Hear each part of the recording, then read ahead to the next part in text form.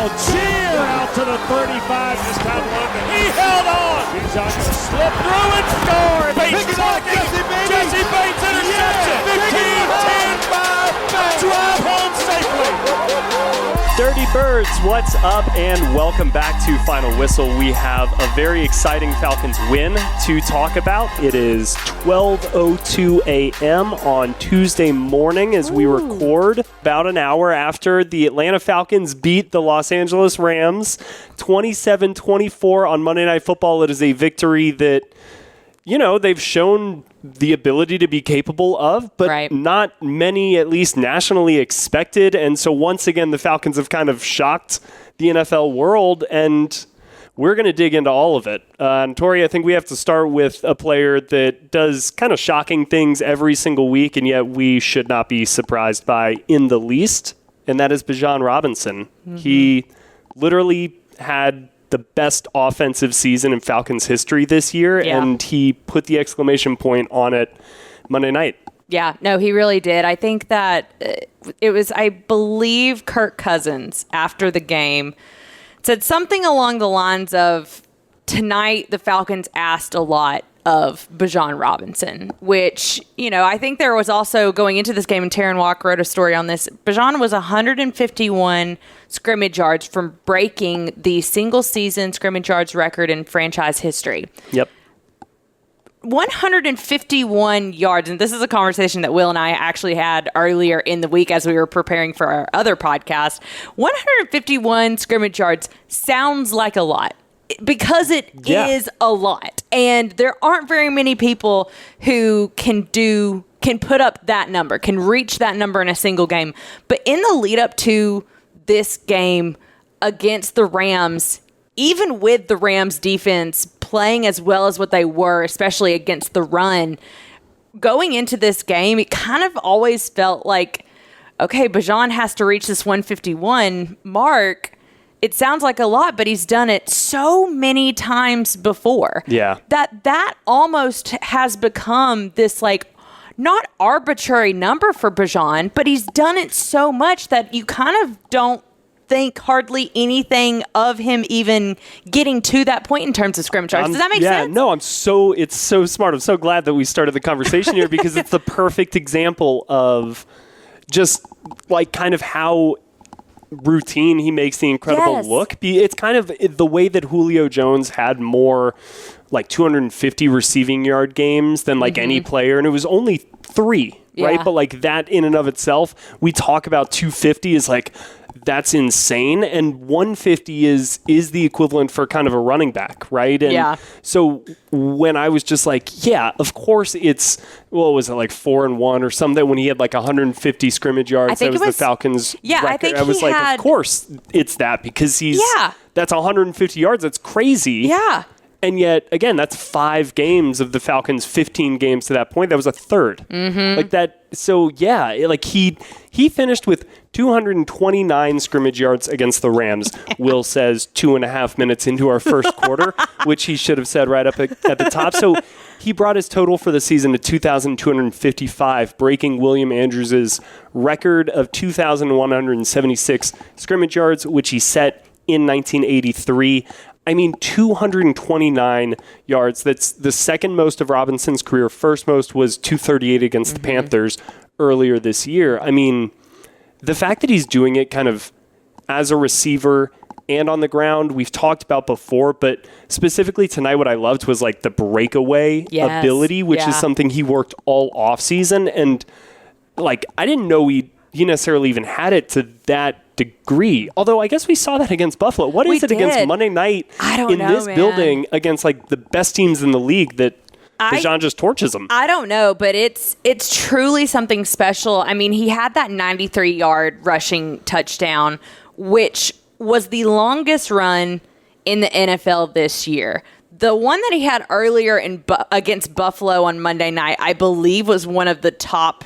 At the time, I believe it was the longest. And then I think Jonathan Taylor had another one that like tied it for like 81 rushing yards or 83 rushing yards. I think. So now Bijan has the 93 rushing yard touchdown, which is the longest run in the NFL this year. But when he had that 93-yard run, he became the the player with the most scrimmage yards by a player 23 years or younger in NFL history. What a way to do it. Like, I was sitting there kind of like, we were waiting for that 151 scrimmage yards mark, but then to get that, to surpass Christian McCaffrey as the youngest player to surpass this number as quickly as what he did is also in and of itself incredibly rare. What we're seeing with Bijan Robinson is incredibly rare. I mean, I know Raheem Morris kind of says all the time, every time he's asked about Bijan Robinson, that he's the best player in football. And he does things every single week that makes you believe that he is the best player in football. And again, it's so, I mean, you're happy that he had the Pro Bowl nod. Yep. And you hope he has an All-Pro nod. It's so unfortunate that we're not seeing Bijan Robinson in a postseason with how electric he is. Yeah, because against the very best teams, like they look like the worst teams. He had 195 rushing yards tonight. Yeah, 195. I know that 93 of those came on that one rushing touchdown, but 195 against a Rams defense that was arguably top 10. I believe in run defense they were. The year. Like that, he's doing these things against some really tough competition. And I mean, Bijan Robinson is just special, and he probably got a lot of points for a lot of fantasy owners this tonight. Yeah, 195 rushing yards is the sixth most by a running back this season. You look at the other defenses kind of on that list around it. It's like the Cowboys and the Bengals, who this season, they're not lighting the world on fire defensively. So to do this against the Rams, again, this has been, in my mind, like I'm always going to remember the 2025 season as the season of Bijan Robinson. Yeah. And this performance is maybe now first thing in my mind that bubbles up. One thing before, I know we've whistled. Don't disrespect the whistle, Tori. But I have to add this because it just came in. Bijan is the only player in NFL history with over 1,400 rushing yards and 810 receiving yards in a single season. I love, 810 is a great mark because he's 23rd, I believe, all time in receiving yards among running backs. Only 4 since 1985 have finished with 1,000. So I know he needs 190, but he just got over 190 on the ground. True. Maybe he can do that in the air, through the air next week against the Saints. But Matthew Stafford and the Rams were not able to really get anything going through the air on Monday night, which I'm a little bit surprised about, honestly. Shocked, and that's no shot at the Falcons defense because they've been really solid. It's just that's how much respect I have for the Rams. And also how good Matthew Stafford has looked this season. Yeah. We were having the conversation going into this game about he's playing at an MVP level. 100%. Well, he just went out against this Falcons secondary and this Falcons defense, and he came into the Monday night game with 5 interceptions thrown on the year. He walked out of this Monday night game having thrown 3 interceptions, one of which was a Jesse Bates pick 6. The one by Xavier, where he just kind of stepped and read that, because the one to Jesse was a great play by Jesse to put himself in position, and it was an overthrow, I think, over the middle by Matthew. And so that's where, I don't know why my first instinct, maybe it's because he's a former Georgia Bulldog, was to jump to the quarterback's defense there and be like, not everything was. First off, screw that. 3 picks. What's up, Matt? Let's go. But secondly, it was just the 2 by Xavier were to me Jesse's being the pick 6. Obviously, I think is the headline, but that first one by Xavier, where we all kind of thought that he was going to be called for defensive pass interference, only to learn that he was the one interfered with, and he still comes down with the ball. Just like an acrobatic catch. You saw the ball skills that I think everybody talked about during his pre-draft process and his background as a receiver. That catch was receiver-like. And then to look at him jumping the route later in the game for his second interception. I think what he was kind of playing with his hair on fire at certain points in time. He had a really important third down tackle stop on a run. There were a couple times where Xavier Watts showed up and you felt him. And what's so fascinating about the Xavier Watts conversation is the Falcons were in the position to potentially get Xavier Watts because of the trade that they put together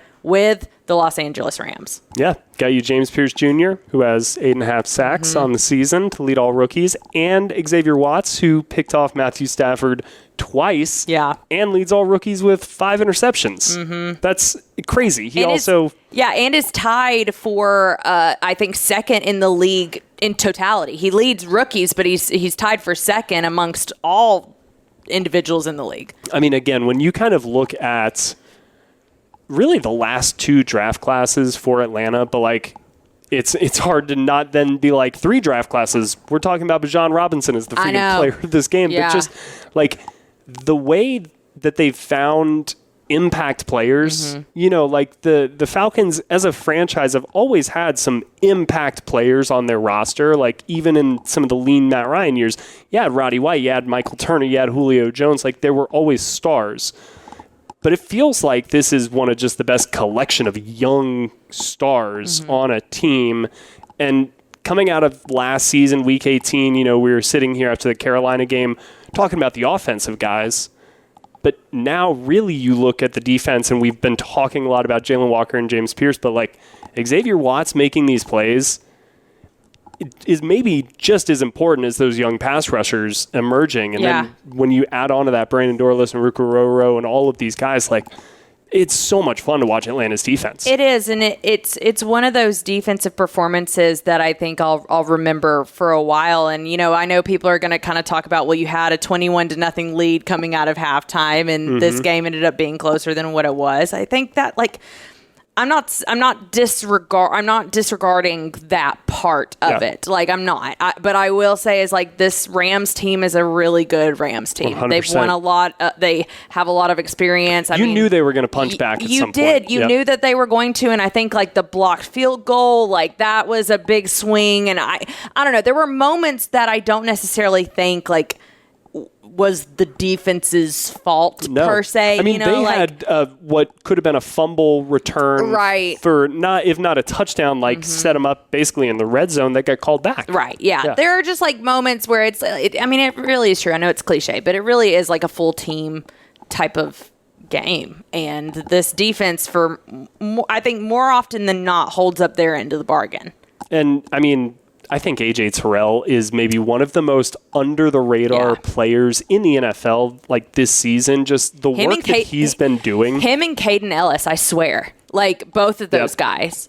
Between both of them, I'm like, no one's talking about them, but they should be. No, yeah, absolutely. Like, if you're excellent in pass coverage, and that's what kind of stinks is it really is interception. Like, same with pass rush. I guess we talk about the sacks is like the big splash plays. But Puka Nacua, 10 targets, 5 catches, 47 yards, and a touchdown. Like this is one of the 5 most maybe dangerous offensive players in the league. And really the Falcons did such a good job, be it zone coverage or man, taking him away. Yeah. And it wasn't like they were doing anything crazy. You and I were like, they're not doing anything out of the norm. Right, yeah. I think we were in the third quarter and you leaned over and you're like, it doesn't really seem like they're playing kind of out of their mind. Two players on him every single play. Time. Like that's not what's happening. They're not shading a guy over to him. Like, and I think that kind of like goes back to something that Jeff Ulbrich has said. I know he said it in the context of wanting to win with 4 up front, not wanting to be a blitz-heavy team. He's never wanted to be this gimmicky style of defense. He doesn't want to devote too many resources into, I think, any one area. Yeah, and I think this is a prime example of, like, he has the guys to be able to kind of play normally. and he did it down Mike Hughes. Right, a starting corner, which is not nothing. All right, that is the second quarter whistle, which brings us to halftime. Our halftime stat presented by Microsoft Copilot. Early in the third quarter, Brandon Dorless picked up his 8.5 sack. Yep. Is that how you would say 8.5 sack? Yeah, I think that's right. He has 8.5 sacks on the year. There you go. Yeah. All right, let's keep it going, Will. That was great. So Brandon Dorless now has 8.5 sacks on the year, the same number as James Pierce Jr. The last time that two Falcons players each recorded at least 8.5 sacks in a single season was in 2004 when Patrick Kearney finished with 13 and Rod Coleman finished with 11.5 sacks. But Brandon Dorlus went down shortly after that third quarter sack. He did not return to the game. Tori, did Raheem have an update on the second-year defensive lineman? Not really, but he didn't seem very hopeful. He said he didn't have an update, but he said he felt for Brandon Dorlus. But he also added that it didn't look good. I know that he really couldn't put a lot of pressure on his leg as he was being helped off the field. He was carted to the locker room. Like, none of those things are good things, and it's unfortunate because I think you're hard pressed to find a interior defensive lineman who is having a better season than Brandon Dorlus, just from him being a guy who was a healthy scratch more times than he wasn't in 2014 to coming forth in 2025 and being this impressive individual when it comes to quarterback sacks, quarterback pressures, and really holding up his end of the bargain and what he's being asked to do. So it's really, really unfortunate if this thing is, I don't want to speculate or anything like that, but Raheem Morris said that it didn't really look good for Brandon Dorlus. That's a shame. I mean, mentioned kind of AJ Terrell, Caden Ellis as some of the unsung heroes. I think Brandon Dorlus is absolutely right up there with everybody else. And in his second season to be a healthy scratch lot in 2024 as a rookie, just the strides he has made. He's up there with Jeffrey Simmons. I think he's second in kind of like sacks among interior defensive linemen. So again, he has been huge and very impactful, and hopefully he has avoided anything major and crazy, although, that update from Raheem doesn't necessarily sound great. So 8.5 sacks on the season. We will see if any more get added to that. And James Pierce Jr., he's got one game left as well. I know he's trying to get double digits. So that is our halftime stat presented by Microsoft Copilot. We are going to head on into the third quarter. Tori, I was trying to wrap my head around what this game even means, what to do with it, how to contextualize it, where to fit it in the library of all of the games that I've ever watched in my life, which is a lot. And we've seen some crazy ones. For as surprising or shocking as this game might be to somebody outside of Atlanta, I think what I heard from more people in my life who are Falcons fans is this is totally the type of game the Falcons win. It was. The prevailing comment I got was, of course they did this. Right? Of course they looked like this after everything that they've done, or rather not done, over the course of 2025. Of course this is what happens on Monday Night Football. Because that maybe in the city that housed primetime, are they destined for greatness on primetime? But you have one of the league's best teams coming into your own house with the lights down, it's going to be a great crowd. I thought the energy was really awesome once the game got started. Honestly, I was very surprised. And I don't mean this in a bad way. I mean, I genuinely mean this as a compliment that, the Falcons are out of playoff contention. This fan base has hung with them through now 8 consecutive seasons. You're sandwiched between Christmas and New Year's. Right. It's travel time. It would have made sense, but people showed up and they were loud. And I think I even leaned over and said to somebody in the press in the press box, if this team is fighting for a playoff spot or they're hosting a playoff game, this environment has so much potential, because you just saw what they could do on Monday night, completely out of playoff contention, playing a team that on paper everybody's saying you should lose to. I just thought it's this city is just, and this fan base is just so hungry for a playoff type atmosphere. It's so ready for a playoff type atmosphere, and to not be playing for that right now, but seeing kind of how fun it could be. It just kind of hurts your heart a little bit. And they provided a playoff type atmosphere in in, again, a game that when the schedule came out, this is the one I circled because that's what I expected. I was like, man, this is going to be a 10-5 Falcons team going up against an 11-4 Ram, like for a spot in the 1 or the 3 seed. It's going to be something like that. And I expected that because this is the Falcons team I expected to see more of 100% throughout the 2025 season. And at times we have, and this is maybe the most frustrating part, is even in some of their losses, we saw this team play like it did for, I would say, 3.5 quarters on Monday night. And that's where I just this is one of the weirdest Falcons teams I've ever witnessed, because the highs are incredibly high.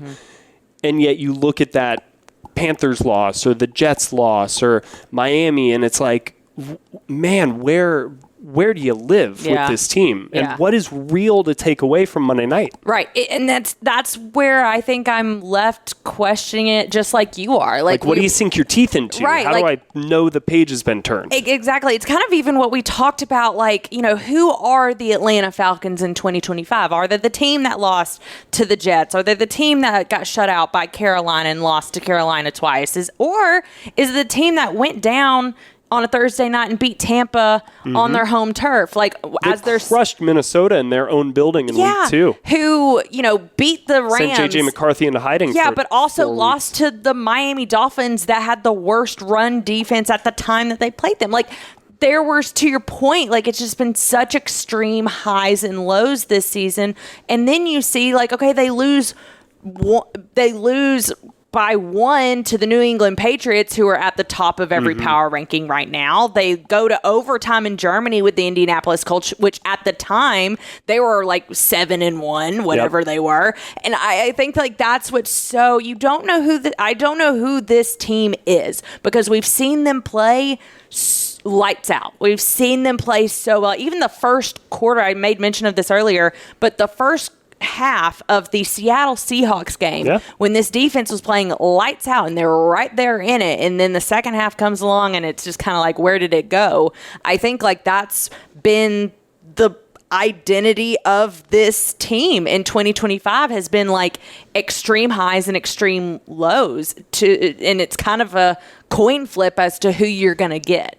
Yeah, I mean, it's like a pitcher who's able to throw a fastball in the hundreds, hit 105 at times, and it's man, you've got that pitch that can strike out the best of the best, and most of the game it's going to be in the strike zone and you're going to be effective, but there's going to sometimes just be 1 or 2 innings where you walk 3 batters in a row. Yeah. That's where I think if the Falcons had just, because we know that their best stuff is can match with the best in the league, Patriots and Colts included, it's what we've talked about is the 25% where they don't play up to that level. Yeah. It's not just their average floor play. It's kind of so detrimental that it just swings you back in the other direction. It's kind of they work in absolutes. And that's what's so... they have the 5 best plays of a game and the 5 worst plays of a game. And there's very little in between sometimes, it feels like. And that's why all of these games feel either so good or so bad. And that's where you kind of have to sit. And I'm just only Sith Lords operate in absolutes. That's just kind of where my brain goes. Oh my gosh. You didn't think you were going to get a Star Wars reference tonight, did you? I did not. No, we've got. That was a good one. That was a. I was actually really proud of that one. Well, we've got the Ultimate Sith Lords coming to town next week for the season finale. The Falcons and the Saints are renewing their rivalry. The Falcons are going to try to go for the season sweep of our hated rival, but the Saints are pretty hot right now. They have won 4 in a row. It's got everybody down in the Big Easy pretty excited, pretty hot and bothered, and they're bringing that 4-win streak here to Atlanta. So, again, we talked about kind of the highs and lows, the extreme nature of this season, but the Falcons are starting to string something together here, and they're starting to show what they weren't really showing in the first half of the season, which were kind of these clutch plays and finding ways to win, right? So, has that made Week 18 a bit more compelling in your book? Is the Saints come to town now feeling all good about themselves, and the Falcons now kind of could end this thing on the streak that they were talking about a few weeks ago? Yeah, I think that it makes it a lot more fun. Yeah. I definitely think it's more of an intriguing Week 18 matchup between two teams that are out of playoff contention, simply because both of these teams, and this is something Will and I were talking about before we even started recording, both of these teams are on an upward trajectory after kind of, if you were the Saints, you were plummeting very early in the season, and even probably halfway through the season, the Falcons were up and down, and then very, very down, and then, here they come back up again. And I think that's like where we find these teams, that we find both of these teams, I think, arguably playing their very best going into Week 18. Mm-hmm. And what's fascinating about... Saints were 2-10 4 weeks ago. That's crazy. And then they make the switch at quarterback, and now all of a sudden it's like, wait a minute, do they have do they have the second coming of Drew Brees? Like, what happened here? And so I think that I'm super fascinated by this game because, again, both teams are just playing for pride, but also to show that this is more in like what they've done recently is more in line with who they are and who you can expect them to be in 2026. Now, does like one game kind of change anything that's happened in 2025? No, like not really. But think back to Week 18, Carolina and Atlanta, and kind of like that felt like a big Bryce Young game and what the offense could be, and having this big shootout against a team in Atlanta that came in still with the division hopes alive. And like, I think you could convince me, or you could make an argument that like Carolina saw then a version of what they could be